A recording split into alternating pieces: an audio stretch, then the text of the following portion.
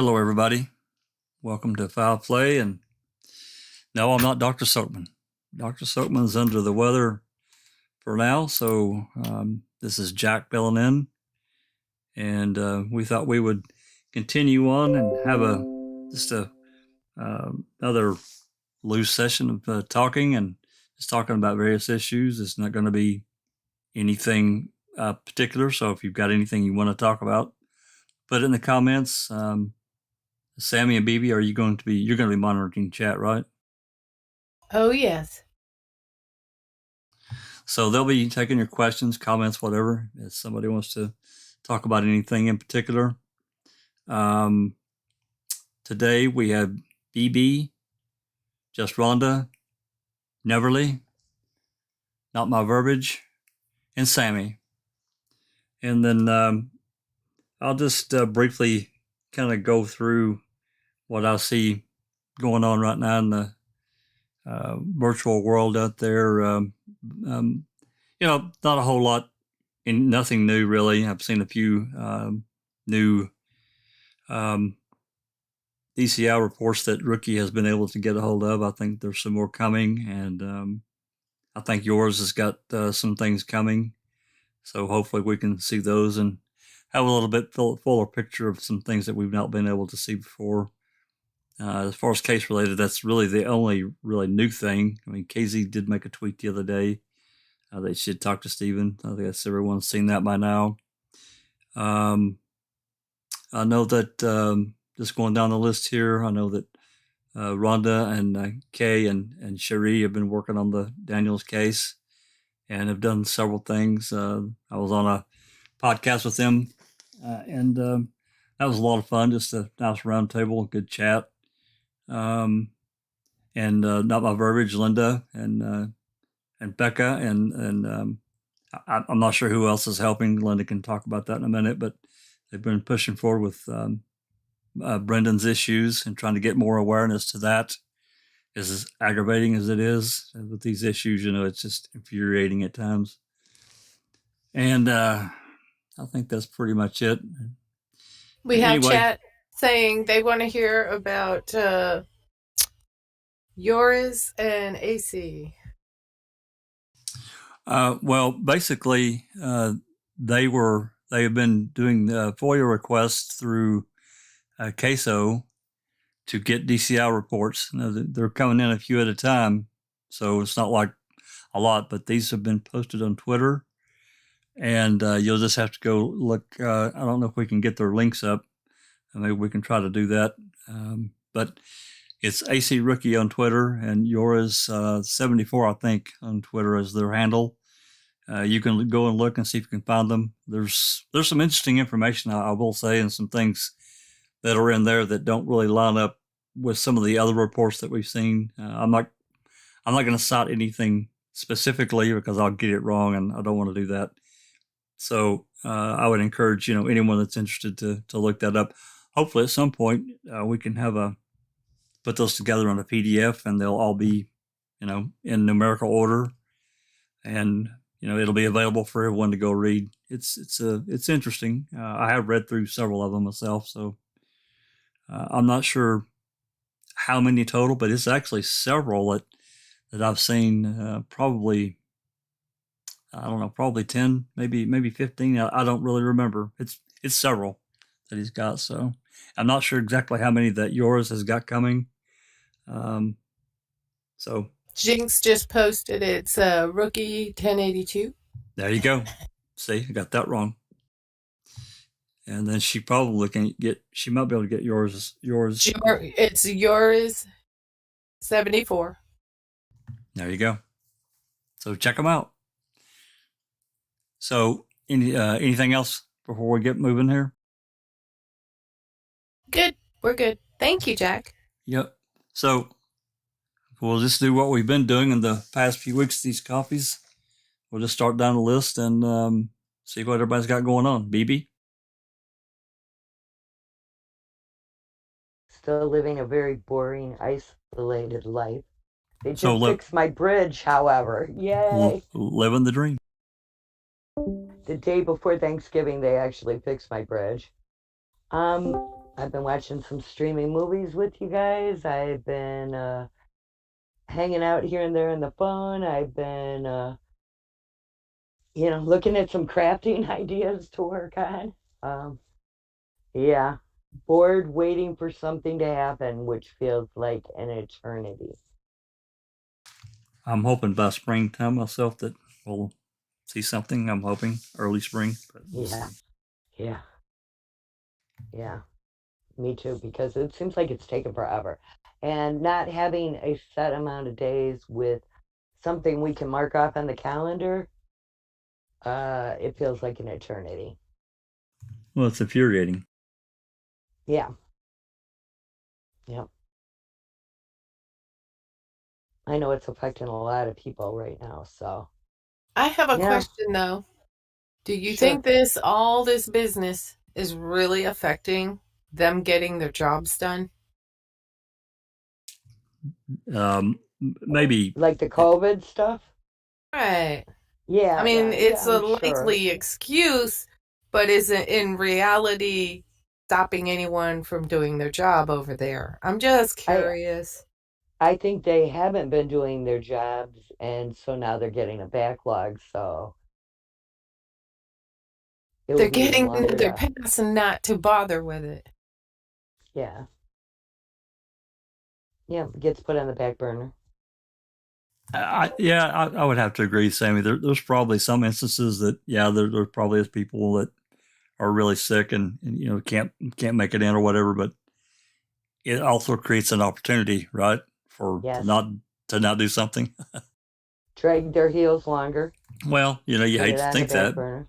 You hate to think They've that, been but dragging their heels all the way through this, I just want so to know when the hell people are going to stop using this as an excuse for getting their work done. I'm sorry, but I just don't agree with it all. I mean, it's eh, just as you have to go to work every day, everything right? is As that is their excuse for everything around here and on everywhere.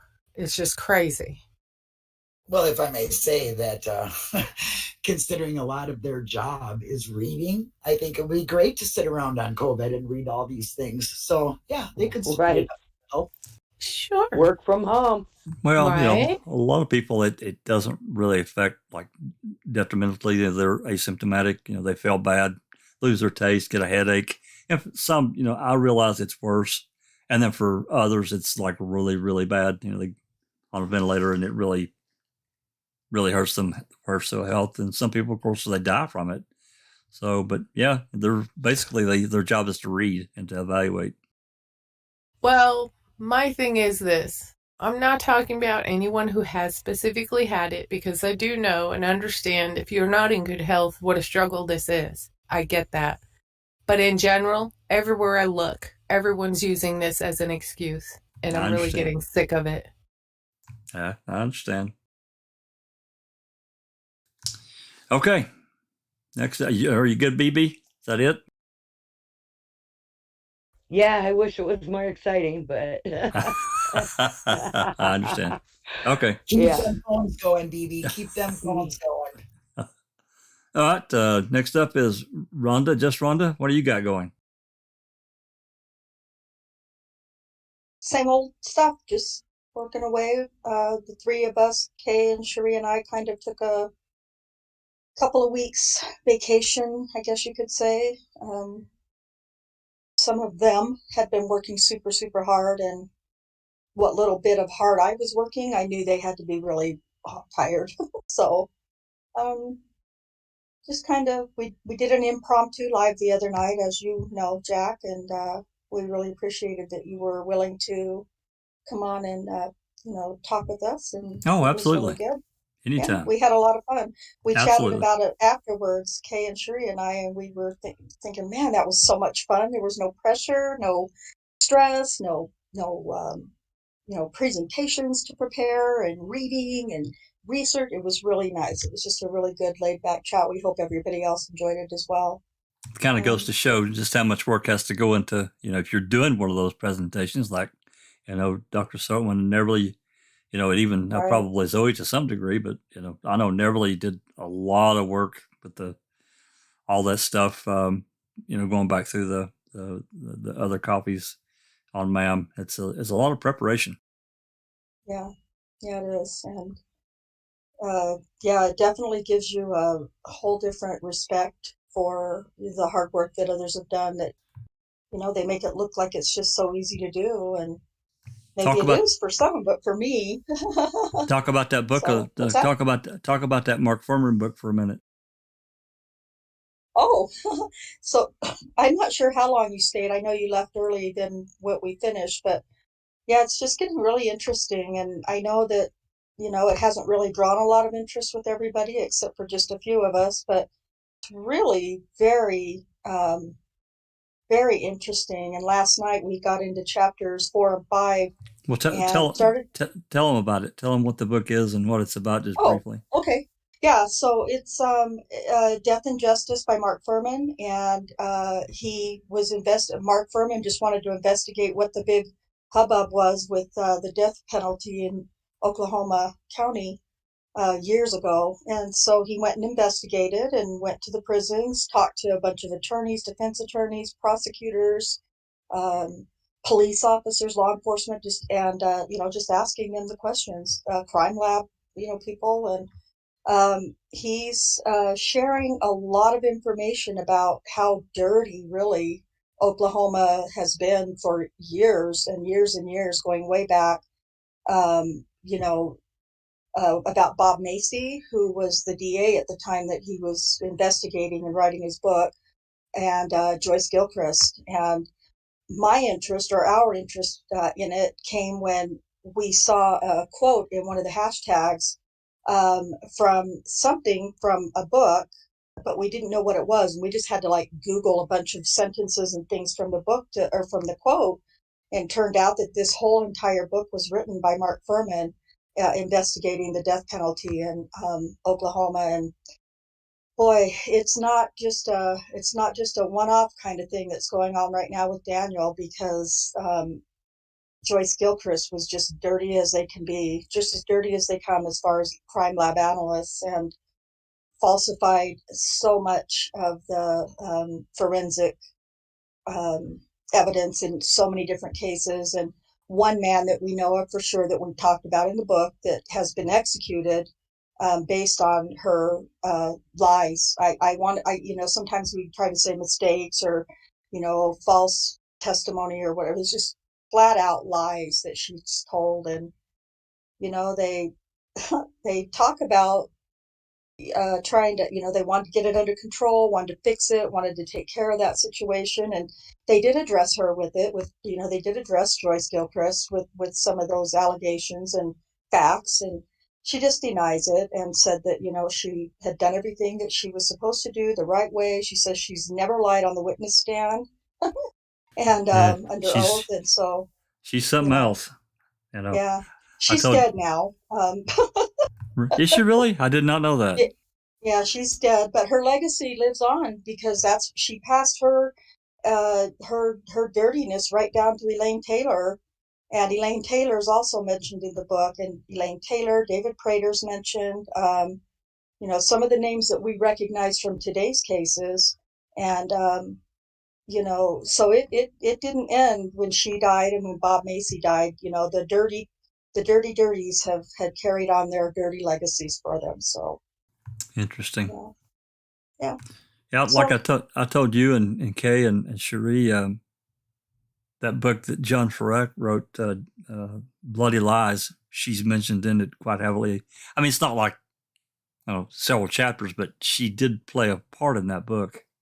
And I was like, I can't remember the specific thing that she did or didn't do, but whatever it was, she hosed up the test like terribly bad. So, right. Yeah, that was her. That was Joyce Gilchrist's specialty, hosing up the test. No doubt. Well, she was much better at that than she was at, being a real crime lab analyst, for sure. Yeah. So yeah, an ugly person. Well, thank you very much. Anything else going on you want to bring up? No, I think this is my life. This is what I do. So you're not addicted though, right? Speaking of coming up no, next. No. I know I'm not addicted at all. our next panel here is Neverly. I know you're not addicted. What you got going on, Neverly? Yeah, I am not addicted. Those are allegations, fierce allegations, and I can walk away from this case anytime I want, right? Sure. Yeah. Pure speculation. Denial. Me too, Neverly. That's I can tell. I can totally tell. Yeah. And it's kind of weird, Rhonda, that after Stephen's case, I jumped into Daniel's as well. I'm like, oh my gosh, I watched Daniel and Dan. I fell in love with Michelle Malkin, and everything was great. And then I dug even deeper and deeper, and all of a sudden, I just had to literally walk away from that case because I couldn't handle the lies, the manipulation, and the pure agenda to put this guy away. I just couldn't handle it. I think that was, we all have our breaking points, and that was mine. So unfortunately, I cannot help you research for that case because, as I said, it just I shut down when I hear about that. Not that I'm not thinking about it, not that I'm not sending positive vibes and whatnot and listening, but I just cannot handle that. I just mentally collapse. It's terrible. It is so bad, and it's just, and it's kind of like the Avery Dassey case and some of these other cases we've looked at. There are so many places that it just goes wrong. Well, it's just unbelievably wrong. You know what I mean? I know this is Neverly's turn, but I just want to say really quick, and then I'll mute my mic. But we have to remember, with Stephen and Brendan, we had Stephen and Brendan. And one tragic death. But with Daniel's case, we have 13 accusers, and that is like 13 trials. That was like 13 separate trials for Daniel. Yep. So that's right. I feel like that's really important for everyone to remember. Well, that just magnifies it, right? Yeah. 13 times, yes. It's just horrible. Yeah, unthinkable, you know what I mean? And there's that word that I can't pronounce, but it starts with unfathomable, something like that. When you can't fathom something. Oh, yeah. Unfathomable? That one, yeah. So, just gross stuff. And, if you're caught up in that system, you're just almost doomed, if not for sure. For sure. And to get 263 years of a sentence, anyways, yeah, just here we go again. So I'm gonna switch subjects, which is Casey's tweet that she said, hey, I'm going to Stevens, and then she tweeted again, and she says, I talked to him and I gave him all these messages, but I wonder, why did she go to see him? What do you guys think? Preparations. Preparations. Yes, I am hoping. I'm sure we are all hoping for something maybe big, or maybe a strategy, something. I'm sure that it wasn't just like a social visit. Well, I mean, it depends. If she hadn't seen him in a while, it could have been just dropping by. I really don't know. I'm spitballing. Yeah, I don't know either, but I don't know. Maybe it's my gut, or it's just wishful thinking for me and we for can else. Always be hopeful. Yes, there's always hope that something's gonna come out of it and something good. Yeah, but I mentioned something in the chat, Sammy, when you said, it's like, oh, come on, even though it's COVID and whatever, businesses function. You know what I mean? They do. Right. And I'm just thinking out loud over here, perhaps, a lot of plea bargaining is going to be happening, so they have to close the case. Otherwise, they will literally drown in all of this. Well, listen here. We still have grocery stores that are operating. We have restaurants that are operating, albeit you may get your food at the curb or the window. These things are still functioning. So they need to get with it, because of all the people in the world, these people have an education enough to be able to use a computer and work from home if need be. Yes. And I know that somebody I know had a divorce case going on, and she had an appearance on Zoom. So they are doing Oh, wow. Yeah. Even our doctors are doing that, yes. Yes. Mm-hmm. I had a telemed conference with my pulmonary doctor. Oh yeah, I've had probably 4 or 5 FaceTime um, uh, things with my doctor, my caretaker. I haven't seen her actually, and I probably haven't seen her since April or May. Not physically. I mean, thank God I haven't needed her, So, but Right. Yeah. but you pretty well hit it there, Sammy. I mean, another thing I think that adds to what you're saying is that they're not really in high traffic kind of situations now. So even for them, it's even less than for like a circuit court or like a regular judge, right? So because Mm-hmm. Yeah. So anyway, Yeah. what else? So What we'll else? see. That was my tickle for my mind for the week. Other than that, all is well. Just busy. Cool. Thank you very much. You're All right. welcome. Thank you. Not my verbiage. Linda, what you got going on?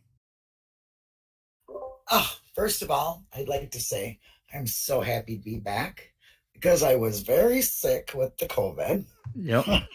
And I'm very happy to be back. How's your mom?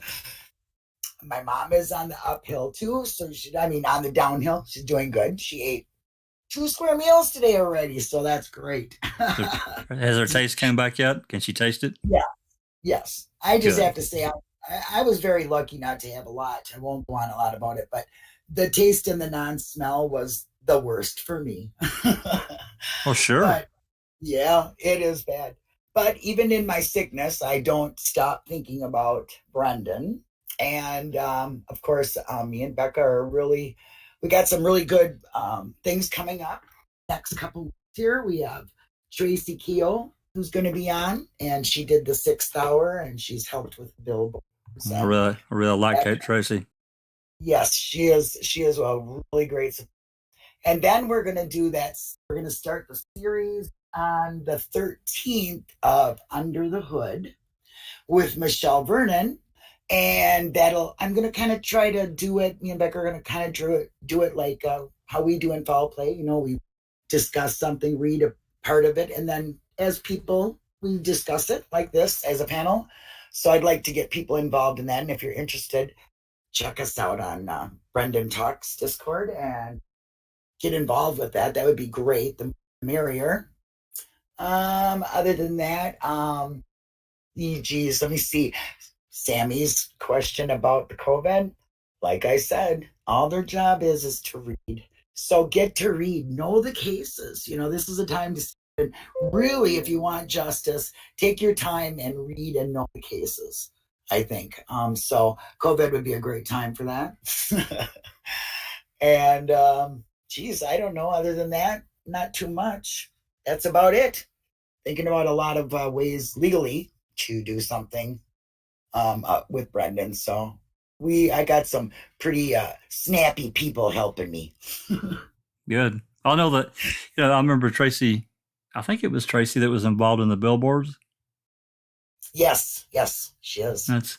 That's actually a great idea. I mean, thinking about what was the movie that we watched, guys? We streamed outside of 3 billboards outside Ebbing, Missouri. Yeah. Yeah. Oh, wow.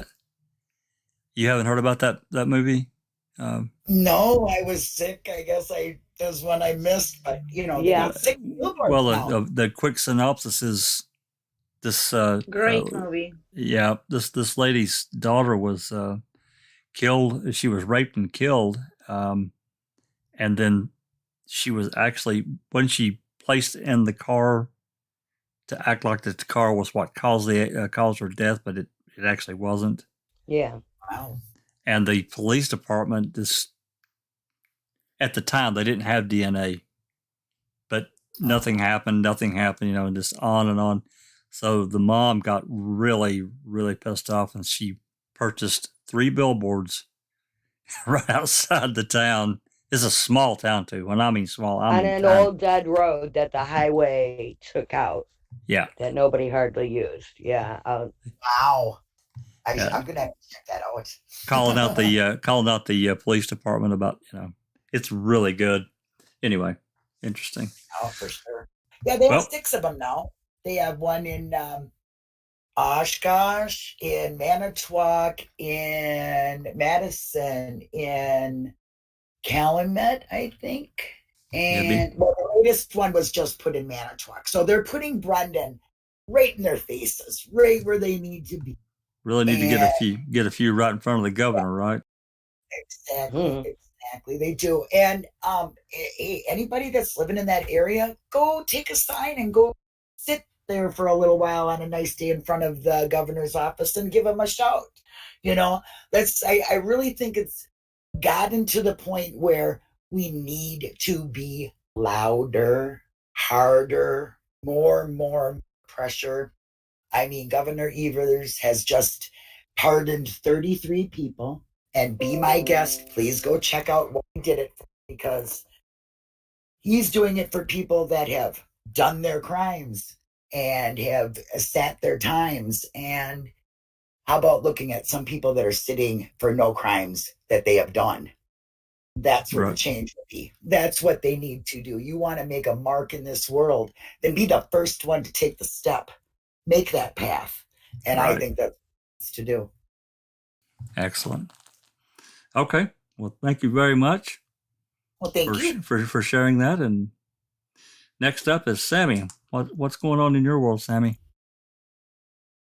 A lot of work, a lot of sleep, and a lot of doctors. But I'm good. I'm happy. And I'm just trying to help everybody else around me smile when I can.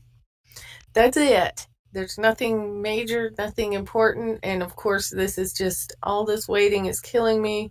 I love all the information that everybody is sharing and all of their efforts to try to continue to, they're not just making noise about Stephen and Brandon.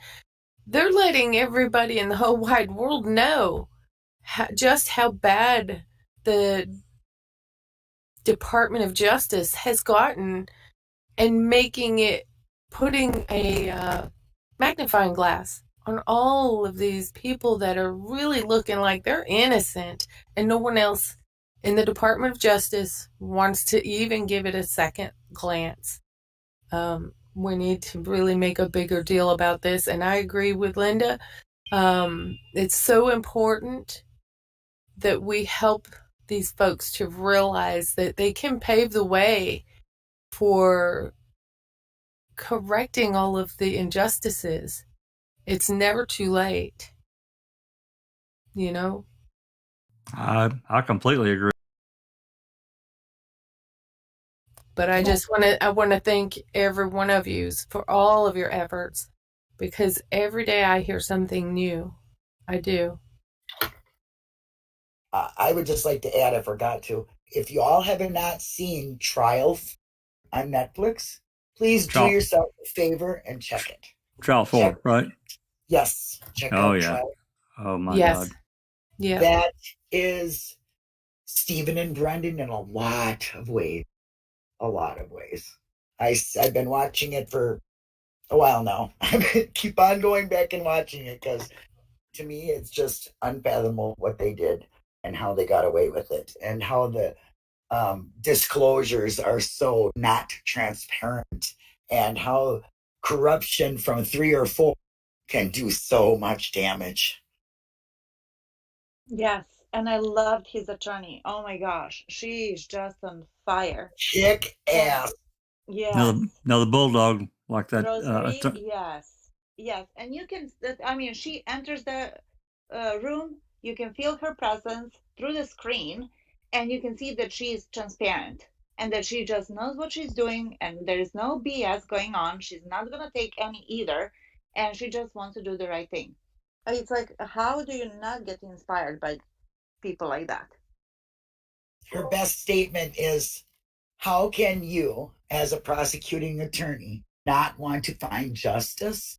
And if you know one thing that is keeping somebody wrongfully convicted, how do you sleep at night? I Yes. love that. Yes, I remember that statement. Yeah. And she comes from what background? She a single mom with 4 kids, right? She was one of the 4 kids. She had to do everything on her own. And look at her. Look at her passion and hard work and dedication that she does and that she's giving back to the society. It's really inspiring on many, many levels. Right. More power to her. I hope KZ is just like her in court. Watch her in a court setting, and this woman is just, she just gets it. She just, boom, lays it on the line. Yeah, but she's not, how should I say it? She just says, she goes to the point. She goes to the jugular, and she goes, this is what it is. Yep. And as I said, there's no BS. All facts. All facts. Facts that are in her face that she puts in their face. Well, speaking of that, you brought up a good point about that case, which actually, thank you, Sammy, by the way.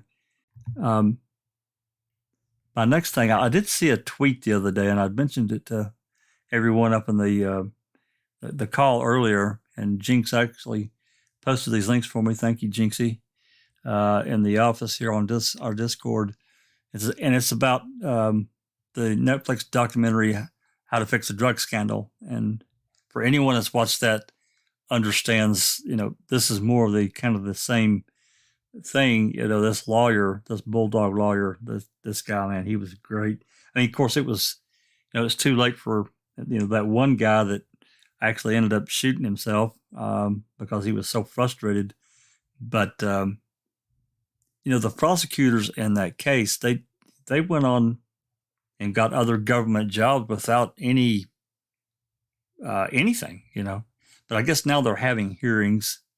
This is recent, and Jerry Buting put out 3 tweets talking about these assistant attorney general and John Verner, Chris Foster, and Ann Kazmarek. I guess now they're facing possible punishment up to disbarment. I doubt that they'll see any jail time, which I think they probably should for as much of what they did. And this one, if you remember that one DA at the beginning of How to Fix a Drug Scandal, she tried to bury it right away. Almost immediately, she tried to bury it. But this one analyst, her issues went back to 2005. They went back 7-8 years, whatever it was. And she tried to bury it. And of course, this lawyer, he ends up finding out and getting this analyst records where she was seeing a counselor for her drug problems all this time, So, that was the break of the case. It wasn't like this was just an immediate problem. Like, oh, she's got all these drugs handy, and then she just, bam, she's a drug. No, had been going on for years. So it's interesting that, at least that there's hearings on this. And I don't know, who knows what'll happen. I personally, myself, I think probably 99.9% of everyone here, if a prosecutor withholds evidence and somebody goes to jail, even if they get arrested and charged, but they have evidence in their hand that says, hey, they're probably not guilty, somebody else probably is, or these circumstances, whatever, there needs to be real consequences for that. I'm sorry. Yes, because they're obligated to the law. I agree. They're obligated to seek justice. And that is not justice. They're just seeking a conviction. And that's what most of them seem to be doing now, is just, it doesn't matter. You notice in trial 4, it doesn't matter who it is that they're putting away. They didn't care who it was. Nope. They just wanted a closure. They wanted the case closed, and it didn't matter to them if the truth was there. They just want, like the guy had 500 arrests and 400 of them were convictions. You know what I'm saying? It was a numbers game. It was, how many can I do? How many can I look good doing? And how many can I pass over on all of you? The That's right. machinery of justice crunching away at the people. Well, it's been, I guess, going on. I know it has been going on a lot longer. I mean, Making a Murderer was a real catalyst. I mean, it was for me, and I know it was for a lot of people that really blew the lid off. But really, this fight had been going on for actually years prior of these wrongful convictions. But it's clear. It's became so clear to me, and probably clear to a lot of people, that the criminal justice system is not designed to let anyone go. Once they've got you, hey, you're mine. So anyway, I thought it was interesting that they're at least doing hearings, and these people could face up to disbarment. I think that's great. That's just me, though. Maybe that's mean, but No, it's not, Jax. It's just what needs to happen. It's not mean. I'm being facetious. It's what needs to be done. Like Buting's tweet, for instance, saying that they need to no more immunity. Okay, no more. He says it's rare that these lawyers lose their license, kind of. Okay, so we can thank heaven that Kratz lost his. Okay, I mean, because it's rare, but there's not enough done. It's too. If one person is spending time in jail for something they did not do, that's one person you feel bad. But this is not just one person we're talking about. There's thousands of people in jails all across America. That's right. This making plea deals. Okay. Oh God, let's not start on that, because Linda just cannot stand them. Okay. And this prosecutional, immunity that it seems that every state either has it or doesn't have it. These states are not a union. They're divided, and it really makes it hard for a fair justice system, in my eyes. Well, I have a question. Yeah. What would be so wrong with if the people that they put behind bars wrongfully, and the trail comes back to them knowingly doing something, withholding information, giving false information they know is wrong? Why can't their consequence be prison also? I think it should be. It should be. Because, not only, we talk about prison time, and that's terrible, taking someone's liberty, but there's a consequence greater than that. For some people, let's just say someone gets accused of a pretty serious crime, and they do get bail, and they have to put up, $5,000-$10,000, and they're able to get that bail. But that, now, of course, that's a bail bondsman, or if they've got a sock drawer or a mason jar buried out back, but they've got the money, and that money gets paid into the system. They don't get that money back. That's gone. It's non-refundable. And people that, that's another consequence that you think about. Oh, well, hey, that's great. But to me, I mean, I actually dug a little bit into the bail system some time ago, and I forgot more than I really know now, but it's a big business. It's a big business. Right. That's interesting, Jax. That's really interesting that you say that, because really, a lot of this does boil down to follow that dollar and who's making it. Sure, it does. So it is. And I know they should abolish these paid prisons. Okay, I mean, we have them here in Minnesota. I'm Definitely. opposed. They need to go. Okay, anybody who's commercializing on some. Okay, now first of all, imprisoning somebody is supposed to be. They're there. They did a crime. They do their time. Okay. And that's their punishment. And all that other stuff that could go along with it, and all the corruption within the jail and prison itself. But when you have your city or state helping with that corruption by making you pay for it, that makes their lawyers want to help the state by putting more people in. It's just a downhill roll of money. It's making money off of someone else's suffering, and another thing that Can I give you an example? Can I give you an example of something here? What Linda's talking about is this. When these people try to spend money to make phone calls, the person gets that part of that money, a good chunk of it, for no good reason. When money is donated to them to have for canteen or any other purpose, that they lose about half of that money to the prison first before they're allowed to use their money. They take 40% of it. Tell you what, 40% right off the top. Let me tell you what, whatever they're charging those prisoners for their supplies, it doesn't cost nowhere near that much. Down the street from me is a facility that boxes these supplies for these canteens for the prisons. They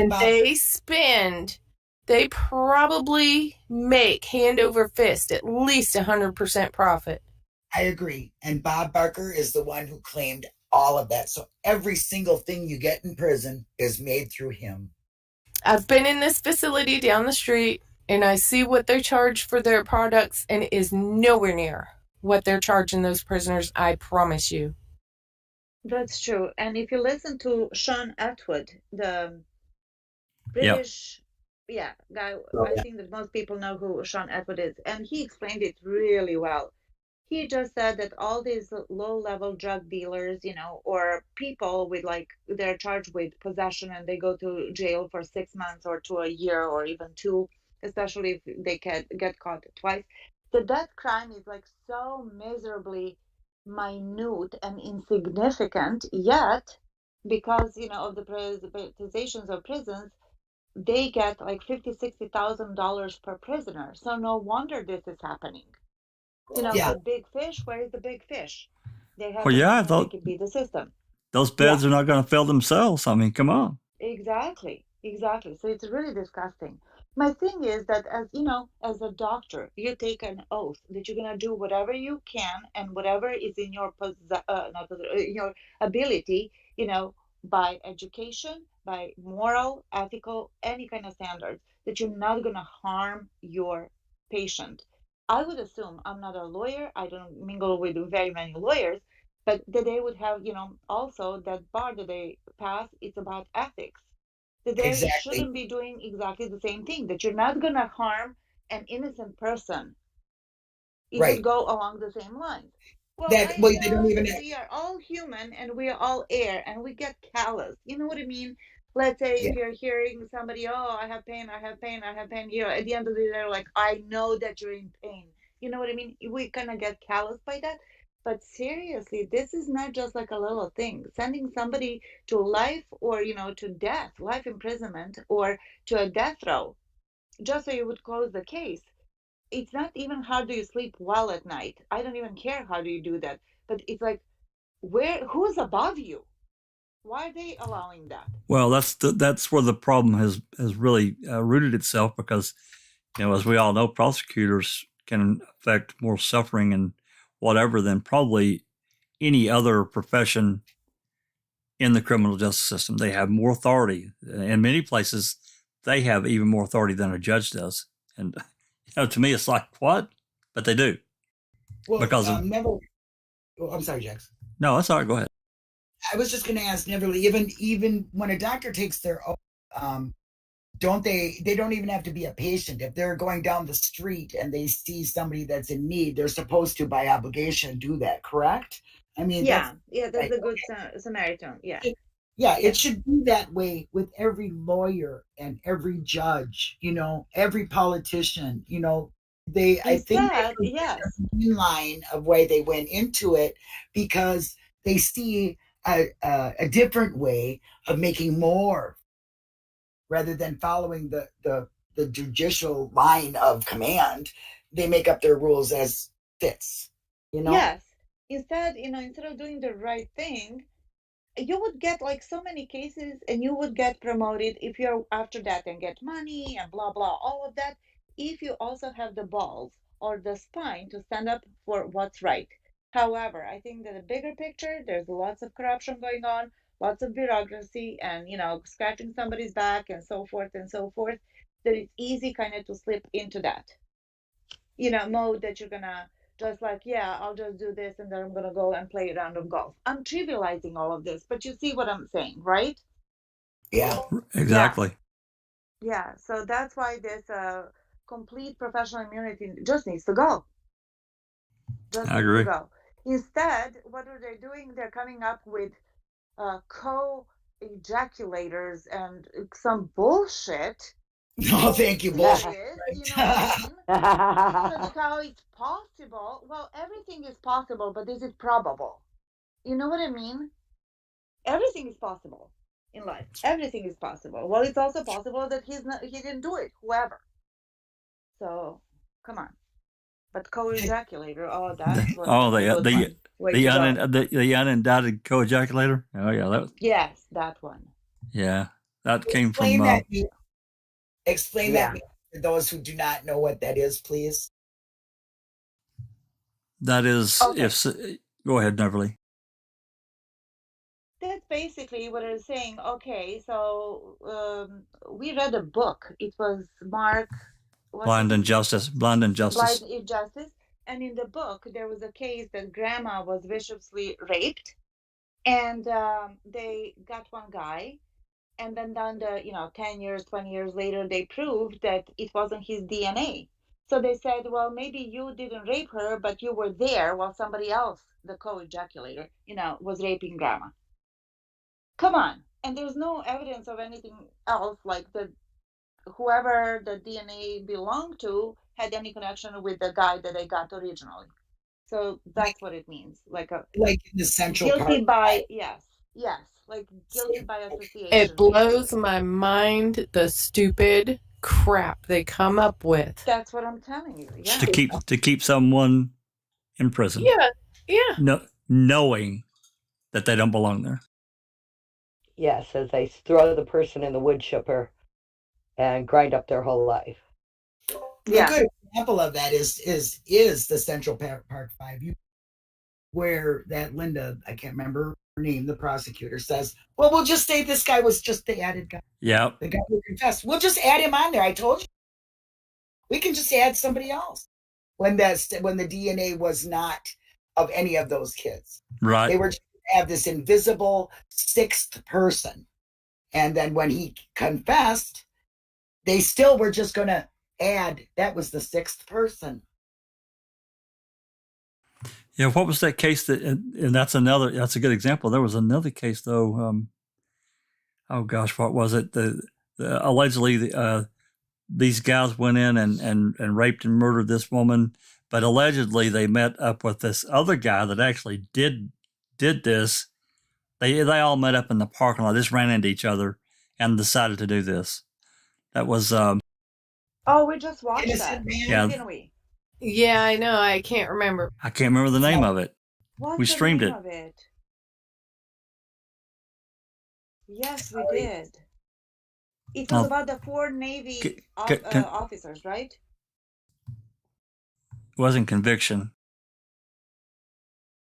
No, yes. But it was about the 4 Navy officers. Yes. One was coming home to his wife after a long time, who lived in an apartment building, and he came in and she was murdered, right? Yeah, he worked in the Navy Yard, and he just came home after work and he found her. And but then he ended up being accused, but he wasn't the one that did it. Yeah, so he goes to his neighbor, who is also a Navy something, to call 911. They call 911, they come in, and all of a sudden the focus is on that neighbor. So they arrest him and they brainwash him and threaten and everything else, and they tell him, well, you need to come up with the names. So he just comes up with 3 different names that are totally not associated because he was so threatened. Yeah, he came up with two names. Killed. Two names. And then they arrested those guys, and then one of those guys came up with 2 names. But it was all said and done. Silkman knows. It was like 8 names they had or something crazy. Yes. It was insane. People. Yeah. And they didn't have anything to do with it. Nothing. Yeah, it was all their imagination. It was about Paul confessions, basically. We'll think of the name of it. I can't remember what it is now, but it's a great documentary to showcase really how it can go really sideways really quickly. Okay. Anyone got anything for? Go ahead. Kelly says that she fears that will happen to Brendan. SA will get off, but they will keep claws on him. Well, And- his confession's what hurts him because, for whatever reason in our system of justice. I know. I agree. There's so much more I'm digging into this. So stay tuned, people, because there's a lot I'm going to be this case with Brendan. Well, that's where it comes down to, verifying what someone tells the police. That should always be able to verify at least to some degree. Corroborating. Yeah. Absolutely. Mouth to it. Yes, I agree 100%. And I just don't, there's things that for either political or something are not being done that a lot of people don't know that Brendan qualifies for some of these things that they could be fighting for. You know what I mean? And just watching some of the shows we were talking about, listening to some of these books has given me and a few of the other better minds than mine, I want to tell you, some thoughts. So we'll be discussing them for sure.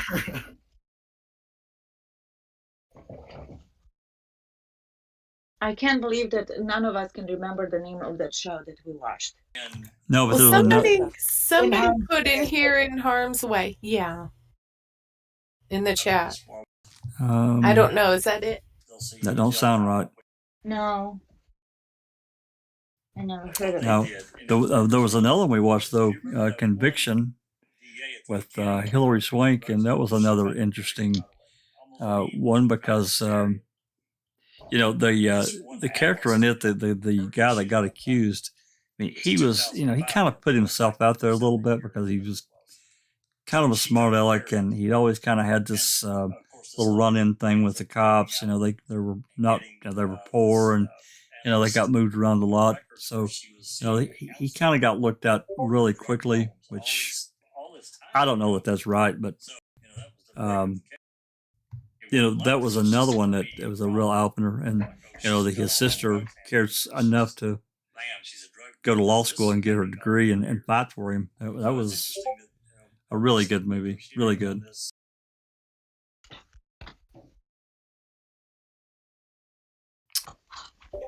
That's one good thing for COVID. We can all sit at our home in lockdown and we can watch a lot of these really interesting shows and see a lot of things that have been done in the past that have worked, and maybe look at these cases that we're looking at, Daniel and Stephen and Brendan's, and there's so many more out there. I can't even begin to name them. Yeah, there's thousands. See, some of them ideas, they have not been tried here. They have not.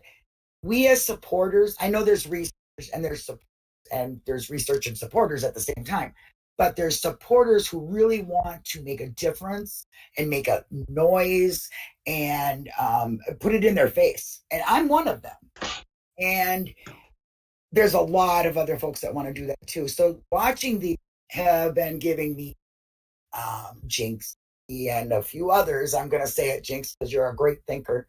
Some really great ideas, picking apart some things that just never knew that are possible, and we're checking into them. So, I mean, just knowing about the cases for me isn't good enough. Not anymore. It's too much, too widespread. And I think that a lot of us, I'm probably speaking for everybody here, want to see a big change. And yes. if us as people want to see that change, we have to start making the noise too. We have to demand change. Sit back and expect somebody to fill our cup when they don't know it's empty. Yes, and to me, all these documentaries, as sad as they are, they're actually very educational, and you can see the patterns. We say, oh, this is like Brendan and Stephen. You know what I mean? Why? Because there's a pattern. It keeps happening. So to me, that's, maybe they were going to catch a pattern and come up with something. Who knows? It's possible. So, I think the playbook that these prosecutors use is overly exposed. It needs to change because this two sets of laws really, or two sets of rules, I should say, not really laws, but if you have money, if you're wealthy, you're afforded a different level of what's the right Justice. word? Yeah, I guess that's the correct word, because that's really how it turns out. And if you're dirt poor, like most of these people, they don't have anything. Yeah. All The so best thing somebody poor has is a plea deal, Yep. so It shouldn't be that way. It shouldn't be that way. It shouldn't matter. Justice should be justice. well, Doesn't matter. that's But where I the think that's where the bad actors have came in. They've made this about getting a conviction and not getting to the truth. Not all of them are bad. Is it? It says Norfolk more a miscarriage of justice. Norfolk 4. Oh, the Norfolk 4. That's it. The Norfolk 4. 4. Yeah. That's the one. That's the one. That was by Thank you. Catnip there. Yep. Thank you, Catnip. That's Yeah. right. Thank you. Yeah, I didn't that's notice the it before. Yeah. Yeah, I actually think that Cat was there when I streamed it. Probably, I think so. Well, the message here is this, though. Watch all of these programs for all that you can. Educate yourself on what to be looking for and start doing some research of your own, because I promise you, in your own hometown, this stuff is going on. And really, people need to understand something right now. We're on the cusp of possibly losing any sovereignty we have as far as being able to have our own say. And it's about time that people stood up and said something and demanded justice, and demand that these departments of justice get their act together. Well, honestly, Sammy, I think that there's probably regulations on the book that are enforceable that are just not. You know what I'm saying? They're there, but they've been so lax because they're all for getting the conviction or whatever. Hey, I'm like everyone else too. I don't want a criminal walker. I don't want a murderer walking around in any town. I want them locked up.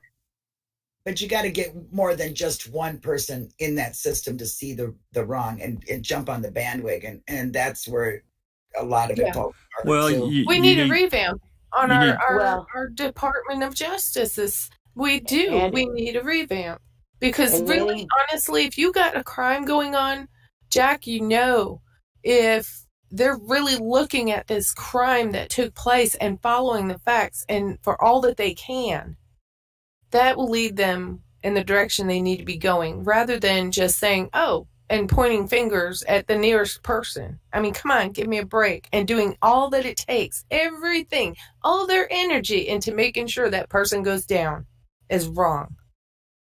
Well, and also we need to go vote. These people who are elected officials, we need to go vote and vote them out. Well, that's what happens. A lot of times you get to weed out the bad apples.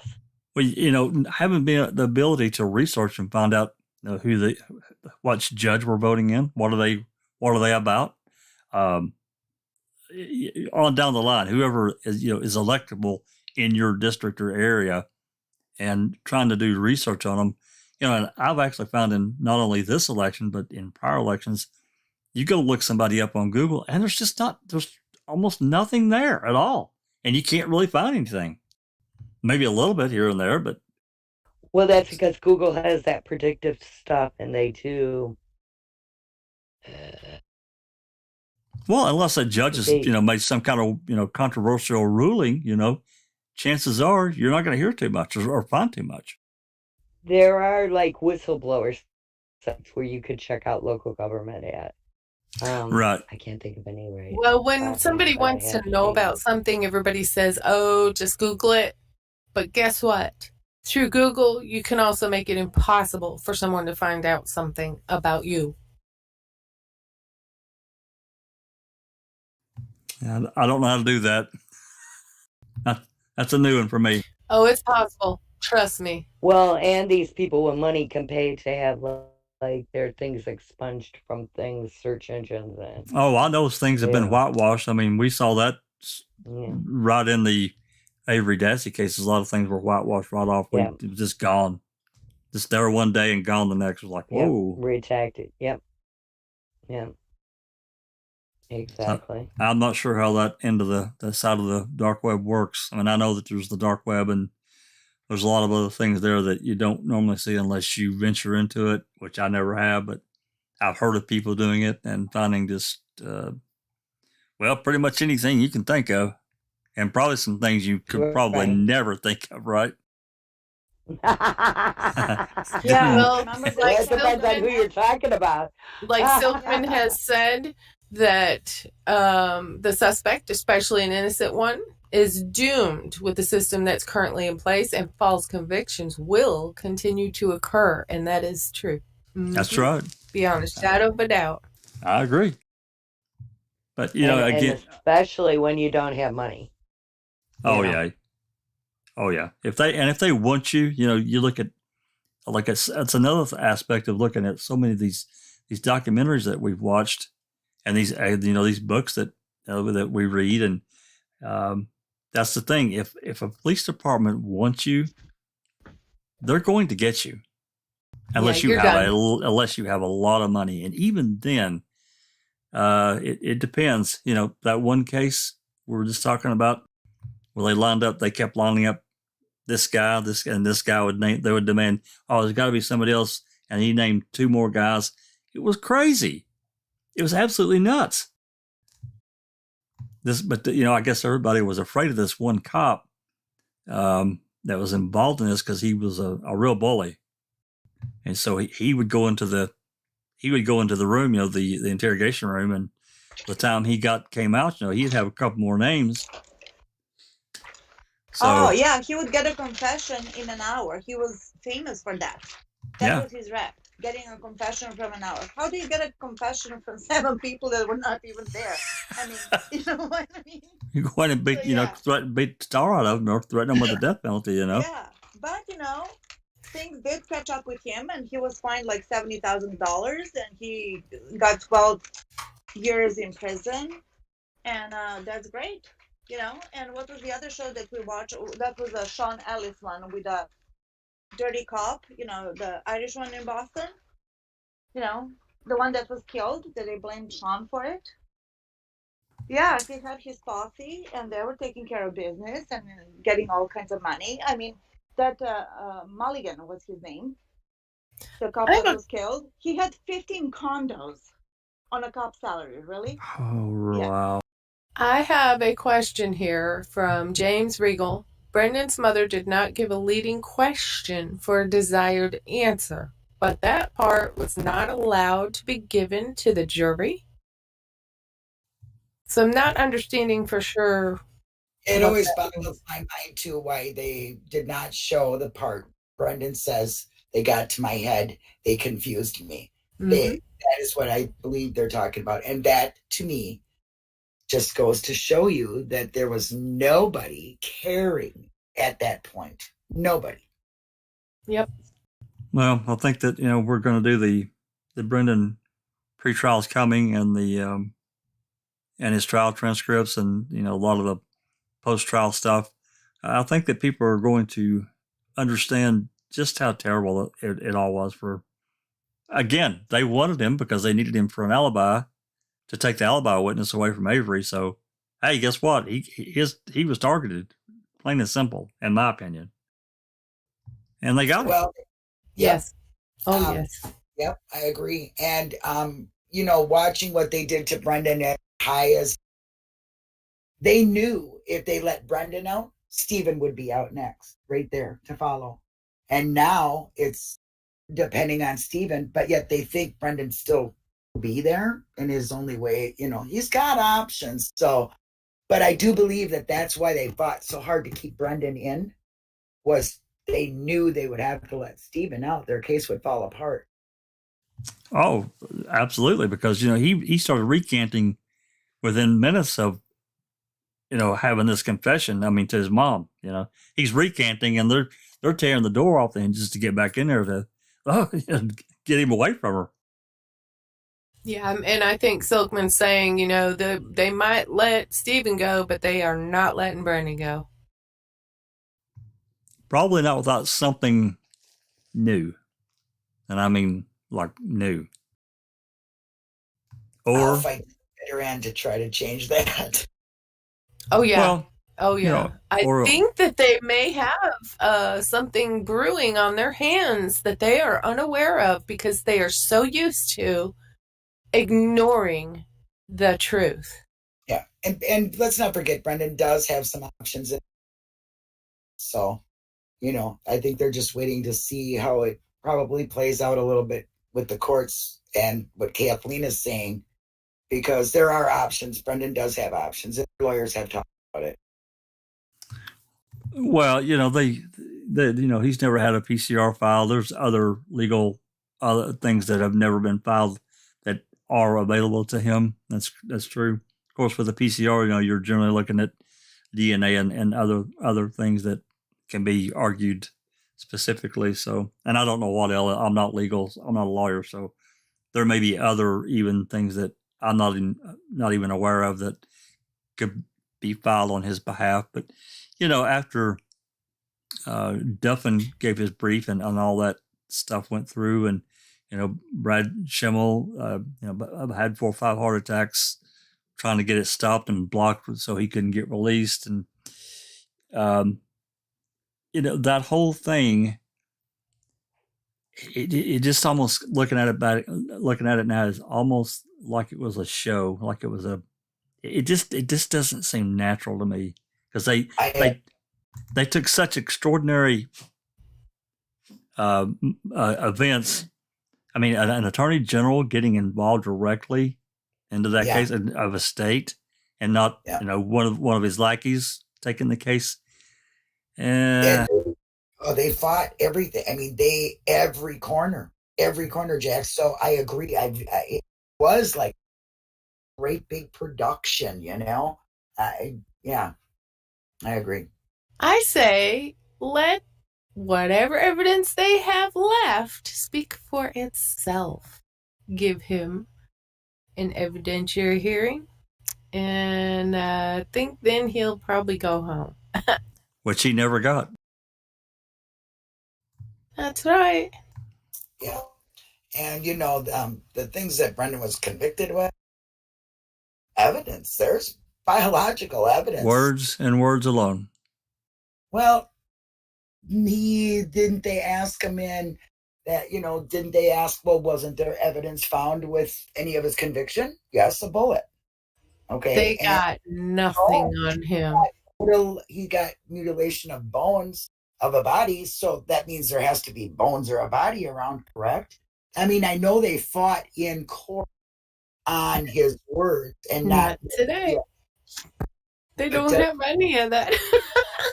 They don't have he doesn't have no DNA at all. I mean, to prove it, I don't get that. I mean, that's a question somebody of legal mind will have to answer for me.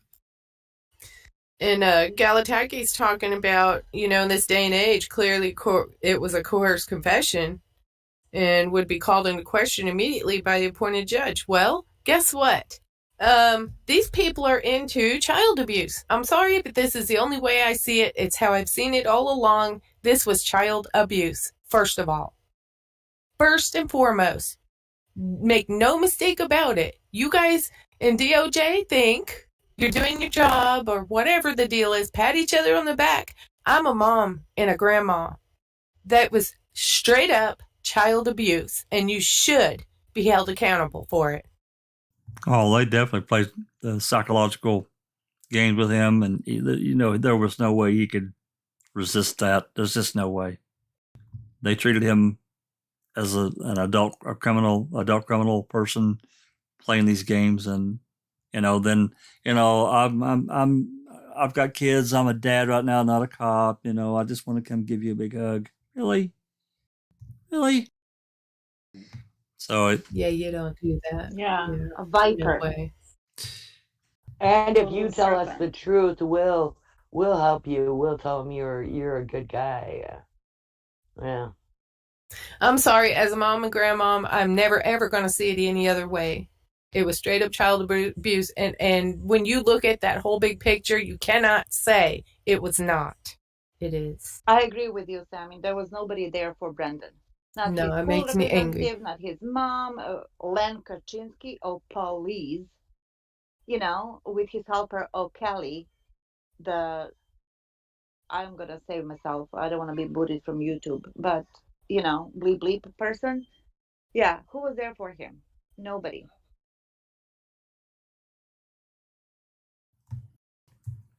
And Well, that's a sad realization. That's the saddest part. Our investigators, our law enforcement should all be held accountable for their actions, period. And something like that is egregious. And to me, it's never going to change in my mind. And this is one of the biggest problems I have trying to get through this as far as on the Brendan side of it. It literally, I feel like I'm going to have a heart attack sometimes when I get to trying to figure out how in the world can we make people to understand, to see what is going on by just looking at that? Can you not see? It's right there in front of your face, and it's child abuse. how many people? I'm going to talk about a different case for just a minute. It was in Wisconsin, though. I watched it, and I'm sure I watched this probably when it came out. But there's a documentary on HBO called "That's about the Slender Man." Anybody else watch that? Yes, Slender I Man? did. Yes. And it, it was bad. It was bad. But one thing that really caught my ear, they had one of the police officers that had the one girl. I guess it was psychotic or had mental issues. Anyway, once they picked them up, they were trying to walk to wherever, Madison, or it was 4 or 5 hour walk or drive, and they were, trying to walk to wherever, and they picked them up. And they got this girl back in the police station, and I think it was the defense attorney asked this cop, well, did you give her a phone call or, whatever? And he said, no, I wasn't giving her no phone call. Did you call her parents? No, I didn't call her parents. What? And this girl's like 12 or 13 years old. So I don't understand that. I don't see how that could happen. And it wasn't really questioned other than the lawyer asked a question and he answered, but there was no any raising hell about it.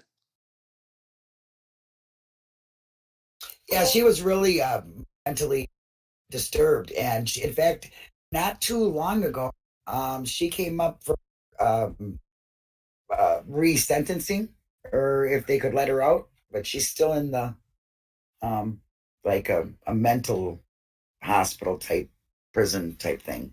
Okay, yeah, that's really where she belongs. I mean, she's definitely got issues. There's no doubt, and just rewatching that particular documentary, it was pretty clear to me that she's probably had issues the bulk of her life. The way that, hearing her mother describe how she reacted to things versus how they thought she would react to things, she just didn't have that emotional connection. So right. I agree. Let me speak to what you guys are discussing, and I understand what you're bringing up about it, but can I bring up a point here? And this really, really, really absolutely has some kind of a tie here in what we've seen happen with Stephen Avery and Brendan Dassey cases is this. The Slender Man started out as just a thought form. That's all it ever was. I know. A thought form. And if you impress upon people enough, just a thought, it becomes something. That was what really did crack do? A contest to Yes. create a persona, a meme, or whatever. Yep. That's crazy to create somebody to sit and create this entity, a faceless, dangerous, telepathic. Started as a thought form, right? Exactly. And so when you think about that, these magicians in these cases, that are putting innocent people in prison have somehow figured this out. It can be all speculation. And if you impress upon the people enough times the scenario, it's absolutely going to become a thing. I think these guys like Kratz know this, and that's how they operate. But that, like, for example, the Slender Man started out as just a thought form. Yep. And it grew and grew. It's just crazy, you know. And then it really took on an entity in itself. It did. I just thought it was an interesting connection, you know. And he said, that cop said, you know, no, I didn't call her parents. It was like, I've got her. I'm going to keep her. I'm going to talk to her as much as I want without interference. And I didn't, you know, I know that what they did was wrong. It was terrible. They need to be punished or taken care of as it, you know, can come about. You know, she's mentally ill, but the lack of is what you're saying from lack well, of. There's a lack of empathy, not to get her out, but to get people in her life that should have been. I mean, in my opinion, they should have contacted her parents to say, "Hey, we got your kid." Yeah. Well, who's she gonna say? Oh, I want a lawyer because I don't understand them things you were saying to me. But you know, after 12, 13 years, right. Who's going to step up, be the adult and look at the child? Even that child needs help. Yes, that child is psychotically in need of some therapy and to be away from people. Yes. She should have been allowed her legal rights. But she's still a child, okay? But they're trying them as adults, basically, so... Paul says, I think MTSO are used to destroying lives. Steve threatened them. They retaliated by showing they could bury him and his nephew. I'm sure we're yet to hear from some who are still in fear. I believe that too. Now, I just saw where he wrote that. That's exactly right, Paul. I agree. Yep. 100. Yep. Let's flip wheels just for a second. We'll just give some thoughts, and you all can just talk as you amongst yourselves or whatever. Let's talk about Kratz. Well, we all know he left social media right after he shared that video that should never even exist. He's gone. We still haven't heard from him. Of course, we heard a rumor that he settled in Southern California. That I don't know that I believe that. I also heard another rumor. Again, everyone, please, rumor. This is not backed up by anything. That Leah divorced him. Don't know if that's true. I can't blame her if she did, but whatever. She's smart. Smart. Very smart. Now that we're, time will tell. Like they run. say in the South, time will tell if the neighbors don't. We're 5 or 6 months. We're 5 or 6 months away from all this going down. What are your thoughts? Where's he at? What's he doing? I think he's running scared. He doesn't want to be going to do something. You know, it's going to be in the air. His face is plastered like it was before in a bad light. And I think he's hiding. Okay, my opinion is he doesn't just have people like us on his ass. He's got general public on his butt, okay? Well, he's got the Department of Corrections, plus whatever shady side of life he was living is probably right on his ass too. So basically, everybody. Oh, I think he's finally realized a long time ago he probably should have shut up. I'm sorry. Probably shouldn't say that, but 10 to yeah. 15 ladies that file complaints against him, for the essential rape. Sweaty Boy's a dirtball, and he gets everything coming to him. One bit sorry for him, and if I was him, my face. My opinion is I think he probably could use some psychological help throughout his entire life.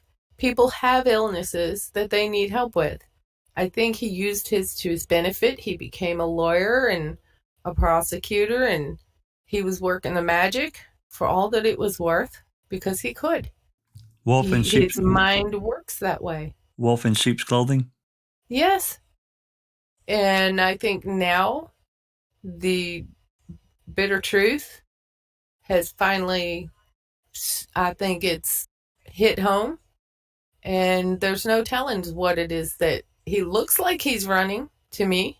Bacon. But there's no tellings from what and from which side. For the life of me. Maybe we're completely wrong, and maybe he's hoping he's close to Hollywood that he will be hired for a movie or something.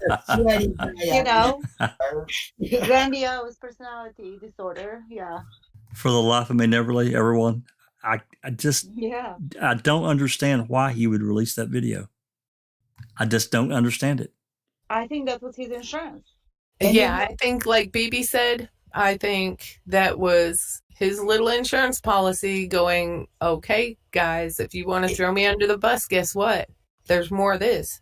It could be, but you know, Jax, I agree with you 100% on that video. Really, people don't know how much of a piece of dynamite that really is. Huge.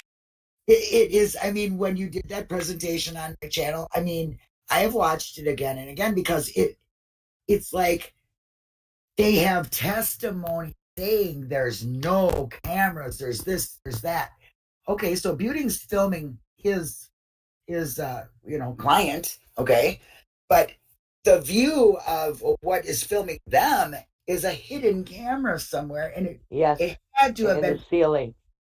And when was it placed there? How much did they really? Because they used his phone calls against him. Maybe they were snooping on his lawyer conference. Maybe they snoop on everybody who talks to their lawyer or their clergy. Yes. In those private rooms where they're supposed to have privacy. Right. And you just said it right there, BB. That's right. Exactly what you said right there, BB. There's not supposed to be any cameras or any audio equipment in there, specifically because there's everyone under the sun that comes into those rooms, including law enforcement. So let's back that truck up, besides lawyers and, and a priest or whatever coming in to talk to a defendant. Now you think about, you have police officers coming in to talk to these various defendants in these privacy rooms. What's been recorded? And I don't know. I saw it for what it was way back. I knew it was terrible. And it is a direct violation. I don't remember which amendment. I want to say it's the 6th Amendment, but it could be maybe the 14th. It's one of them though, or maybe two. They're not. And I just feel Kretz felt that they were looking at him to throw under the bus, and he knew it. So he put that video out to show them, hey, I still got all this shit. Because I'm sure there's audio that goes with that video. Oh, I have no doubt. There's no way they're going to put video in there and not get audio at the same time. There is absolutely no way. I 100% agree. Paul said Zellner gave KK some great advice. When you're in a hole, stop digging. I wish he were still on the scene, but apparently he's in Adelaide claiming to be crime scene expert. That's about right, Paul. Okay. Well, it looks like we're probably approaching how long we've been going here, guys. Yeah, we're a little over an hour. Anything else? Yeah. Anything else anybody wants to discuss before we wrap up and move on? I just want to thank all of my partners in here and all of our mods and everyone that makes the effort to show up and to have this conversation with us. I love you all. Thank you very much. And we're not going to stop. And Jack, I want to point out to you that in the YouTube chat, there was a big section about you running for president and people voting for you. Yeah, they were all voting in. I missed that.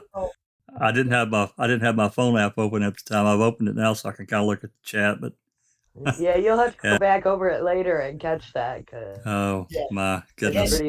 pretty good. Didn't want you to miss it. Just wanted to make sure you knew about it. I did see a couple of names in there that, I mean, I'm glad everybody that's showed up, came and watched our YouTube. But I did see Henberry. I hadn't seen him in a long time. Hope you're doing okay. And big shout out, Paul Capaldi. I see Dr. Silkman's joined, and a lot of people. And I want to thank everyone for coming and everything.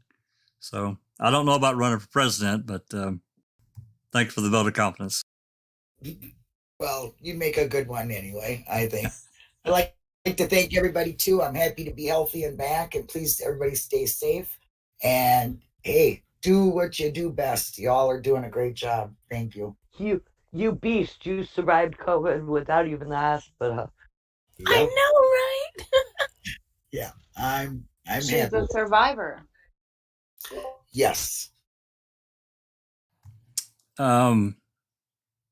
Rhonda, any last words?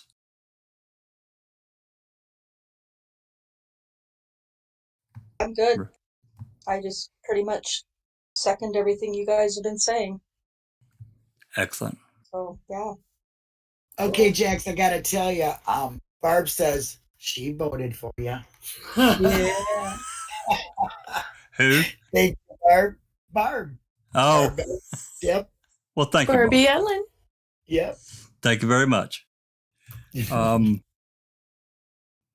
Okay, well, if everybody's good, I'm going to close it out. I'd like to thank Dr. Silkman for not minding that we keep the show moving forward.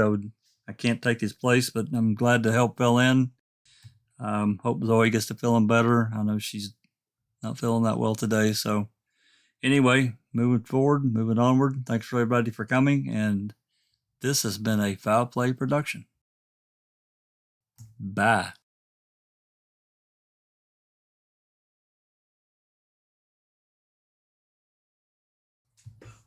And we're out. Great job.